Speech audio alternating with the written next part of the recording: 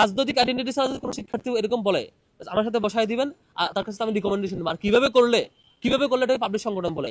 গত এই 5-7 মাস সময়ে ছাত্র শিবির যে ম্যাসিভ পর্যায়ে প্রোগ্রাম করছে, পাবলিক ইভেন্ট, তার ধারে কাছে কোনো সংগঠন করে নাই। তাও যদি কেউ এটা অভিযোগ দেয়, তার কাছ থেকে আমি রিকমেন্ডেশন চাইবো, ভাই আর কিভাবে কাজ করতে পারি, রিকমেন্ডেশন দিবে। আমার সংগঠনের কমিটি তো আমি দেই ভাই, আপনি তো দেন না। এখন যদি আমি কমিটি দেই নাই আর আমার উপর বলে যে কমিটি দাও, তাহলে কি আমার সংগঠনের পুলিশ আপনি ঠিক করবেন? তাহলে এটা তো ডাবল স্ট্যান্ডার্ড গিরি। কালকে একজন দেখলাম, বেশ হাসলাম অনেকক্ষণ, একজন বলেছে ছাত্র দলের কমিটি বিলুপ্ত করতে হবে আর শিবিরকে কমিটি দিতে হবে, একজনের বক্তব্য দেখলাম, আমি অনেকক্ষণ হাসলাম। মানে অদ্ভুত ব্যাপার, শিবিরের কমিটি সে দিবেন, আমি দিব। আমরা শিক্ষার্থীদের কমিটমেন্ট দিয়েছি, তো আমরা আমাদের কর্মসূচি কিভাবে চালাবো সেই কমিটমেন্টের বেসিসে চালাচ্ছি।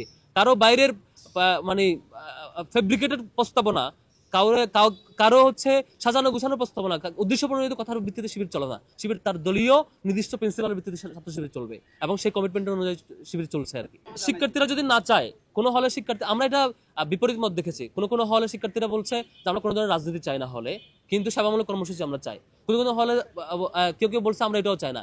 যদি হলে এমন হয় যে সাধারণ সভার মধ্য দিয়ে শিক্ষার্থীরা একমত হয়েছে এই ধরনের কোনো প্রজেক্ট তারা নেবেন না, তাহলে আমরা এগ্রি করি। মানে আমরা তো যা দিয়েছি শিক্ষার্থীদের দাবির প্রেক্ষিতে দিয়েছিলাম, কোনো জিনিস আমরা চাপাই দিই নাই।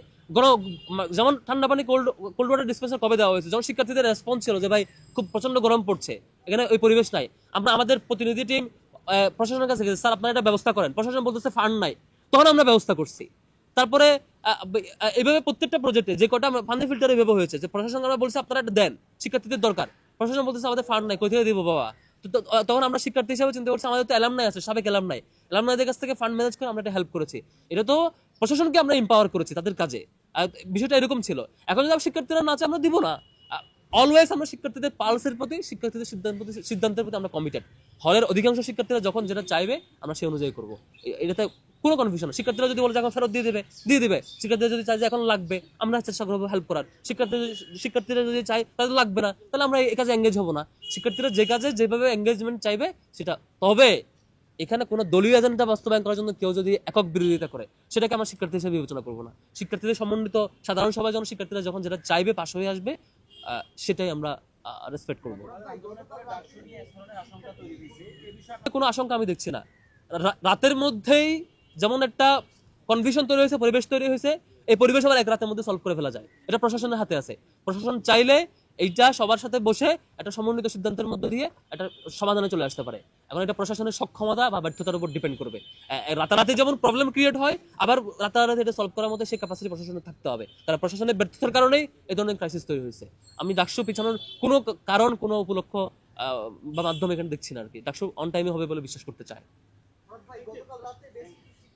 আর রাজনৈতিক আইডেন্টিটি ছাড়া যদি কোনো শিক্ষার্থী এরকম বলে আমার সাথে বসাই দিবেন, তার কাছে আমি রিকমেন্ডেশন দেবো। আর কিভাবে করলে এটা পাবলিক সংগঠন বলে। গত এই 5-7 মাস সময়ে ছাত্র শিবির যে ম্যাসিভ পর্যায়ে প্রোগ্রাম করছে, পাবলিক ইভেন্ট, তার ধারে কাছে কোনো সংগঠন করে নাই। তাও যদি কেউ এটা অভিযোগ দেয়, তার কাছ থেকে আমি রিকমেন্ডেশন চাইবো, ভাই আর কিভাবে কাজ করতে পারি, রিকমেন্ডেশন দিবেন। আমার সংগঠনের কমিটি তো আমি দেই ভাই, আপনি তো দেন না।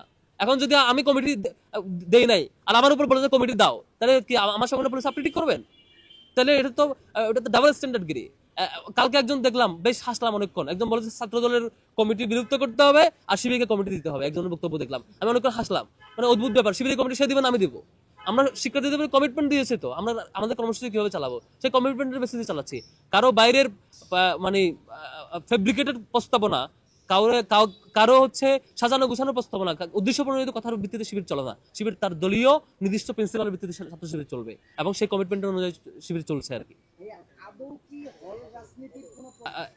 এই প্রশ্ন আমার উত্তরের ভিত্তিতে আসলে ঠিক হবে না। এটা সবার সাথে বসে, সকল স্টেকহোল্ডারদের বসে ঠিক করতে হবে।